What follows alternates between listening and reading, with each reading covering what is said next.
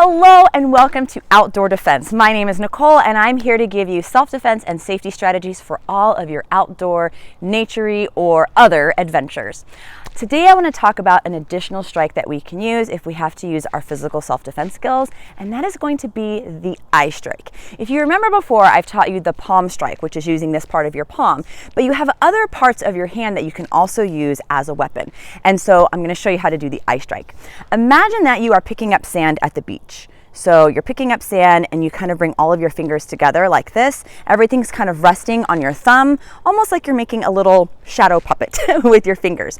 But this is how we use to do our eye strikes. So eye strikes, you're taking your fingers like this into hard little points and you're aiming right for the person's eyes.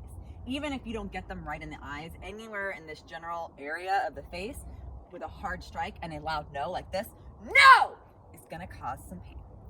The reason why we put our fingers like this versus, doing like this, like Three Stooges style, is because by putting your fingers like this, if you hit something hard around the face as you're going for the eyes, it's less likely that you're going to break your fingers because your fingers are all supported together. You have the strength in numbers. So what you're doing is you're bringing your fingers like this and you're striking right at the person's eyes. And if you ever have had anything in your eye before, an eyelash or, a hair in your eye, you know that something in your eye hurts. So we don't have to be incredibly accurate here with poking directly in the eyes. Anywhere in the area that we're aiming for is going to cause some amount of pain.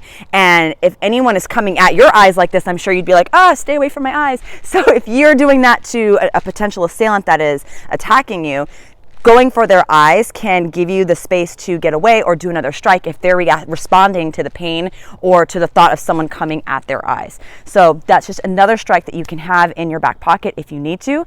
And I hope this is helpful. Again, eye strike, fingers like this, and you're just aiming right for the eyes and using your voice yelling no, and then getting to safety as quickly as you can.